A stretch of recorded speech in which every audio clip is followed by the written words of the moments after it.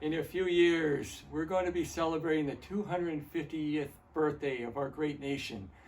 Do you remember where you were in 1976? I'll never forget the colors blue, red, and white were everywhere. We were encouraged to decorate our bicycles for prizes at Reardon Park. In print and on the radio and television, all you heard was bicentennial, bicentennial. Looking ahead in a few years, we're going to be celebrating the birthday of our great nation. What does that look like? Who do we want to become? And what role does God have to play? What is God's will for our amazing nation? What does God will starting right now for our country? Looking ahead in just a couple weeks, the elections of November 8th. Let's start with the premise. Do we believe that God is invested in the good of our country? That Jesus passionately desires to give us guidance and show us the best way? Once upon a time, I actually didn't necessarily believe that. I thought God was all about church, Sundays, how the good that we do at home and in our families.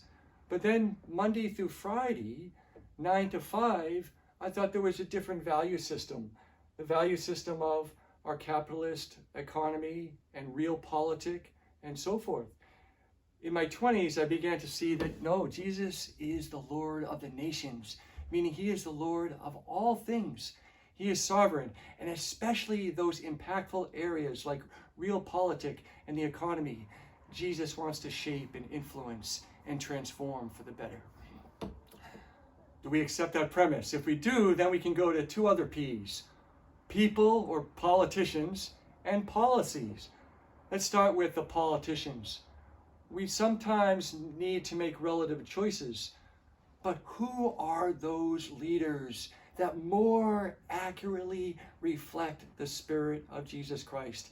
And what are the core values for being Christ-like?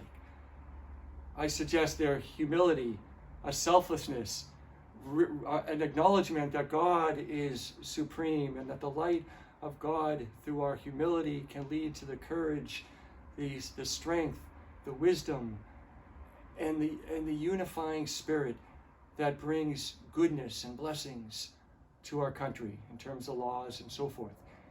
Now, we must consider that in history and around the world, dark spirits are also at work. The dark spirits are trying to work through our civic leaders, our political leaders. We don't have to look too far to look at Nazi Germany in the 1930s and the 1940s, or Rwanda in the 1990s. You had leaders that developed totalitarian ideas and systems that led to tremendous hatreds and divisions and violence, genocide in both cases. We do not want to believe for a minute that we are immune to that kind of influence from dark spirits, because the dark spirits are everywhere. They're trying to prey upon our weaknesses. So let's look at those leaders who are most humble and courageous and intelligent, inclusive. And that will lead us to look also at policies and legislation. As we seek to find leaders and politicians that more closely imitate Jesus, what are the policies, the programs, the laws, and regulations that more closely align with the values of God's kingdom, God's reign on earth? Again, I think it's helpful to look at history, especially of our great nation, to see those areas where there were lasting legislative movements that paid attention to the values of God: universal human dignity, community, and the common good, universal justice, no matter who you are, black, white, or brown. And so the abolition of slavery, and eventually civil rights and voting rights in the 20th century. What about antitrust legislation to break up monopolies that allowed forces of greed to prey on poor and vulnerable and disadvantaged persons and workers? Today, we need a similar investment in entrepreneurial, innovative business, especially those businesses that have strong social and environmental impact. Similarly with Clean Air Act and the Clean Water Act, today it's about regeneration, regenerating our soils and our forests, but also our buildings and our cities in ways that are truly ecological, environmentally healthy. And the other example I would use is, you can think of many other examples that allow for lasting peace, strengthening the fabric of our citizenry, right? Leaders, politicians that imitate Christ, agendas and legislation that has real lasting value, or maybe things like Social Security or Medicare. But there are obstacles to God's influence in our great country for freedom and human dignity and justice. What are some of these obstacles? I mentioned evil spirits, but what are some of the tactics of the evil spirits? Let me suggest it can even happen through the dark side of American history and culture, and excessive individualism, the idea of pulling yourself up by the bootstraps. We heard in the 1980s, remember, greed is good? And political fighting that is so about demonizing and demolishing or dominating the opponent, such that you're not even engaging in dialogue anymore.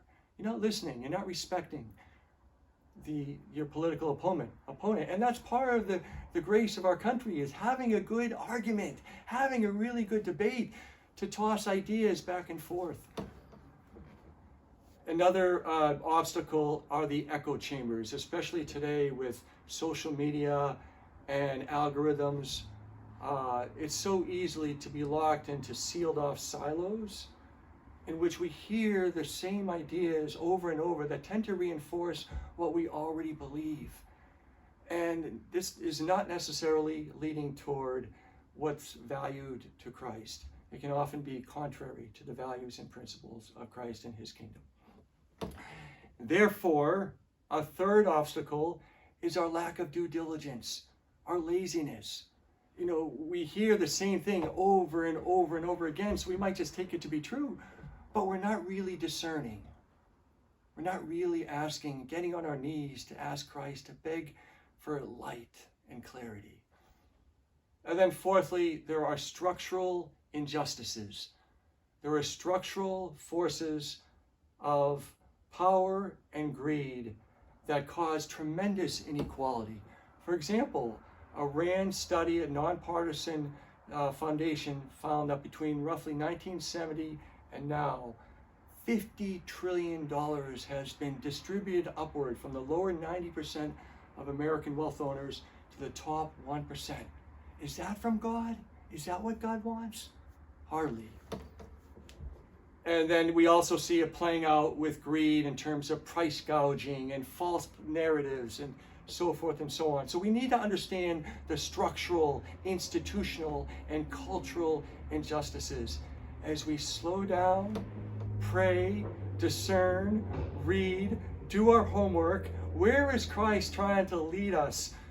Because we are going to be celebrating 250 years of our amazing country and all that the founding fathers and founding mothers designed for us.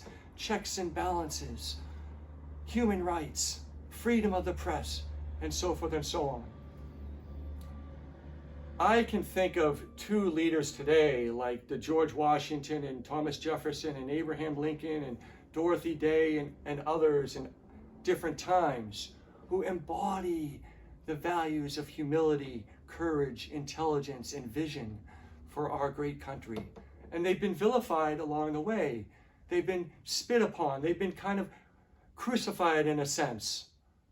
I'm not going to, these are two leaders I can think of who've sacrificed their political careers for the good of our people, all of our people. Gay or straight, Republican or Democrat or independent, liberal or moderate or conservative, all of our people. Who are two Christ-like, self-sacrificing leaders that you envision to help us move toward a wonderful celebration in just a few short years? Remember the bicentennial of 1976. In 2026, we are celebrating 250 years of justice and freedom in the American way.